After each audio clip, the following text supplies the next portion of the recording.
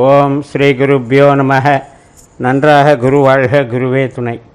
பரபிரம்ம ருத்ரகாயத்ரி ஞானஸ்தலத்தின் நண்பர்களுக்கு வணக்கங்களும் வாழ்த்துக்களும். கடக லக்னத்திற்காக இந்த பதிவு வார பலனாக மார்ச் 23 முதல் மார்ச் 29 வரை, சனிக்கிழமை முதல் வெள்ளிக்கிழமை வரை உள்ள நாட்களுக்கு கடக லக்னத்திற்கான பலன்களை பார்ப்போம். தவிர்க்க முடியாத காரணத்தால் இந்த பதிவு குரல் பதிவாக வருகிறது. மார்ச் 23 சனிக்கிழமை அன்றைக்கு பூர நட்சத்திரம். இப்போ கடக லக்னத்துக்கு 2ஆம் இடமான சிம்ம ராசியில் தான் பூர நட்சத்திரம் இருக்குது. லக்னாதிபதியான சந்திரன் 2ஆம் இடத்துல தனஸ்தானத்தில் சுக்கிரனுடைய நட்சத்திரத்தில் இருக்கார். சுக்கிரன் 8ஆம் இடமான கும்பராசியில் சனியோடு சேர்ந்து சதய நட்சத்திரத்தில் இருக்கார்.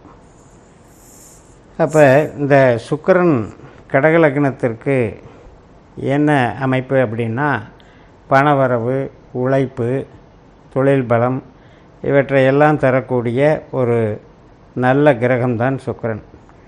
அந்த சுக்கிர கிரகத்தினுடைய நட்சத்திரம் என்பது இன்றைக்கு இந்த தொழில் பலத்துக்கும் உத்தியோக மேன்மைக்கும் பொருள் வரவிற்கும் சிறப்பாக இருக்கிறது. மறுநாள் மார்ச் 24 ஞாயிற்றுக்கிழமை உத்தரம் நட்சத்திரம் காலை 7:33 முதல் சூரியனுடைய நட்சத்திரமான உத்தர நட்சத்திரம். சிம்ம ராசியிலே 1 பாதமும் கன்னி ராசியிலே 3 பாதமும் கொண்டது தான் உத்தர நட்சத்திரம். சூரியன் 2ஆம் அதிபதி, கடக லக்னத்திற்கு தனாதிபதி. சூரியன் மீனராசியில் 8ஆம் இடத்திலே உத்திரட்டாதி என்கின்ற சனியினுடைய நட்சத்திரத்தில் இருக்கின்றபடினால இன்றைய நாள் நமக்கு உறவுகள் சார்ந்த மேன்மைகள், ஆரோக்கியம், குடும்ப நலன், குழந்தைகள், இது போன்ற உறவுகள் சார்ந்த நன்மைகள் நடக்கும். திருமண வரன் பார்க்கறது, இது போன்ற சுபகாரியங்களுக்கும் இந்த நாள் உசிதமாகவும் மகிழ்வுக்குரிய நாளாகவும் அமைகிறது. மறுநாள் மார்ச் 25 திங்கட்கிழமை காலை 10:37 வரை இந்த உத்திர நட்சத்திரம் இருக்கிறது. அதற்கு பிறகு ஹஸ்தம் நட்சத்திரம் தொடங்குகிறது.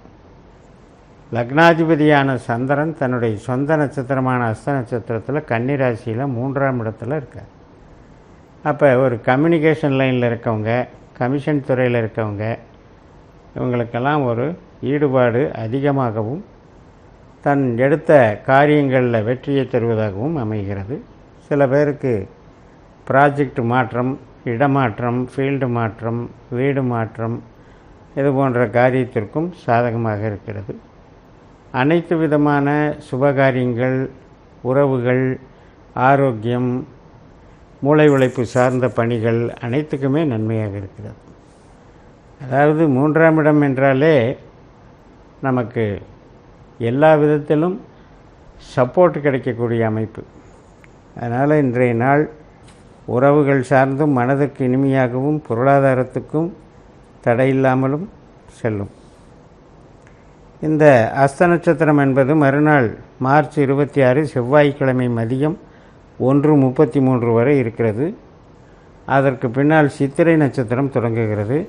சித்திரை என்பது செவ்வாயினுடைய நட்சத்திரம். செவ்வாய் கிரகம் கடக லக்னத்திற்கு 5க்கும் 10க்கும் உடைய மிகப்பெரிய ஒரு நல்ல கிரகம். செவ்வாயானதும் 8ஆம் இடத்துல சதய நட்சத்திரத்தில் சனியோடு சேர்ந்து இருக்கிறது. சனி செவ்வாய் சேர்க்கை பெற்று இன்றைய நாள் நடக்குது. அப்போ 8ஆம் இடத்துல இருக்கிறதுனால சில பேருக்கு ஹெல்த் சம்மந்தப்பட்டதுலையும் அல்லது வாகனம் ஓட்டுவதில் கவனமாக இருக்க வேண்டிய சூழலும் ஏற்படும். அதே சமயத்தில் எதிர்பாராத சில நன்மைகளும் தனவரவுகளும் கூட செவ்வாய் தருவார். அந்த வகையில் புறம் சார்ந்து நன்மைகளை தருவார். அதாவது வேலை சார்ந்து, தொழில் சார்ந்து, உழைப்பு சார்ந்து நன்மைகளை தருவார்.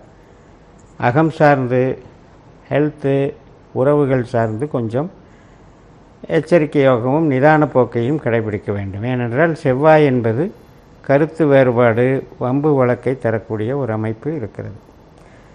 சனியோடு சேர்கின்ற காரணத்தினால் வாக்குவாதங்கள், கணவன் மனைவி உறவில் கொஞ்சம் கவனம் எடுத்துக்கொள்ள வேண்டும்.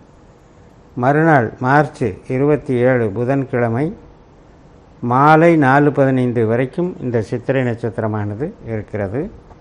அந்த மாலை 4:15க்கு பிறகு சுவாதி நட்சத்திரம் துலா ராசியில், கடகத்துக்கு 4ஆம் இடமான துலா ராசியில் சந்திரன் ராகுனுடைய நட்சத்திரத்தில் பயணிக்கிறார். ராகு 9ஆம் இடமான மீன ராசியில் புதனுடைய நட்சத்திரத்தில் அமர்ந்து, புதன் 10ஆம் இடத்தில் இருக்கிறது.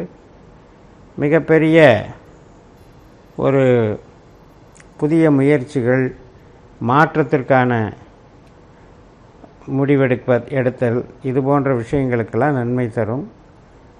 அதே போல் டிரான்ஸ்போர்ட்டு, லாஜிஸ்டிக்ஸு, கம்யூனிகேஷன் லைனு இதில் இருக்கவங்களுக்கெல்லாம் ஏதாவது ஒரு வளர்ச்சியை கொடுக்கக்கூடிய நல்ல நாளாக அமைகிறது. ராகு அமைகின்ற நட்சத்திரம் ரேவதி. இந்த ரேவதி அதிபதியான புதன் நமக்கு தொழில் ஸ்தானத்தில் இருக்கிறபடினால இன்றைய நாள் உங்களுக்கு சாதகமாக இருக்கும். மறுநாள் மார்ச் 28 வியாழக்கிழமை மாலை 6:37 வரை இந்த சுவாதி நட்சத்திரம் இருக்கிறது. அதன் பிறகு விசாகம் நட்சத்திரம் தொடங்குகிறது. வியாழக்கிழமை மாலை 6:37 விசாகம் நட்சத்திரம் தொடங்குகிறது. இது குருவினுடைய நட்சத்திரம். கடக லக்னத்திற்கு குரு 10ஆம் வீட்டில் பரணி என்கின்ற சுக்கிரனுடைய நட்சத்திரத்தில் இருக்குது. சுக்கிர கிரகமும் குருவினுடைய நட்சத்திரமான பூரட்டாதியில் 8ஆம் வீட்டில் இருக்குது. அப்போ நட்சத்திர பரிவர்த்தனை குருவும் சுக்கிரனும் வாங்கி இன்றைய நாள் நடக்கிறபடினால மறுநாள், அதாவது மார்ச் 29 வெள்ளிக்கிழமை இரவு 8:35 வரைக்குமே இந்த நட்சத்திரம் இயங்குவதனால இது தொழில் சார்ந்த அதிகப்படியான வேலைப்பளுவும், அதிகப்படியான ஒரு அடிஷனல் ஒர்க்கு செய்கிறதையும், ஒரு ஃபீல்டுக்கு பதிலாக இன்னொரு ஃபீல்டில் போய் என்ட்ரி ஆகிறதையும், அது மாதிரியான தொழில் முயற்சிகளை குறிக்கக்கூடிய நாளாக அமைகிறது.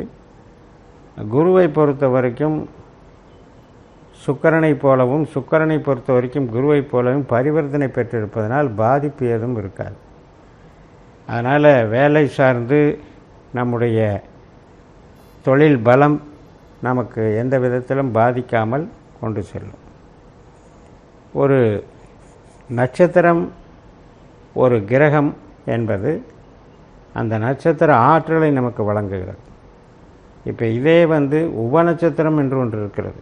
நமது பாஸ்கர அஸ்ட்ராலஜி சிஸ்டத்தில் நமது ஜனன ஜாதகத்தை அந்த உபநட்சத்திர கான்செப்டில் பகுத்து பார்த்து 12 பாவத்திற்கும் உபநட்சத்திரங்களை கண்டுபிடிச்சிட்டோம் அப்படின்னா, இப்போ நான் சொன்ன ஒவ்வொரு நட்சத்திரமும் உங்களுக்கு எந்த பாவ அதிகாரிகளாக வருகிறது என்று பார்த்து நமக்கு 2ஆம் இடம், 6ஆம் இடம், 10ஆம் இடம் உபநட்சத்திரங்கள் பொருளை தருவதாகவும், 1, 3, 5, 7, 9, 11 உபநட்சத்திரங்களெல்லாம் இன்பத்தை தருவதாகவும், 4, 8, 12 உபநட்சத்திரங்களெல்லாம் கஷ்டங்களை தருவதாகவும் நாம் புரிந்து கொண்டு நம்முடைய கேள்விகளுக்கும் அன்றாட நிகழ்வுகளுக்கும் அதை எப்படி எந்த காரியத்துக்கு அந்த நாளை பயன்படுத்தலாம் என்கின்ற வகையிலே நீங்கள் ஜோதிடத்தை நமக்கு துல்லியமாக பயன்படுத்த முடியும். அதனால் இந்த கடகத்தை பொறுத்த வரைக்கும் இந்த வாரத்தில் 8ஆம் இடத்தில் இருக்கக்கூடிய செவ்வாய் சனி சேர்க்கையின் மேலே ஒரு கவனம் இருக்கணும். அது சனி செவ்வாய் ரெண்டுமே எதிரி கிரகங்கள், பகை கிரகங்கள்.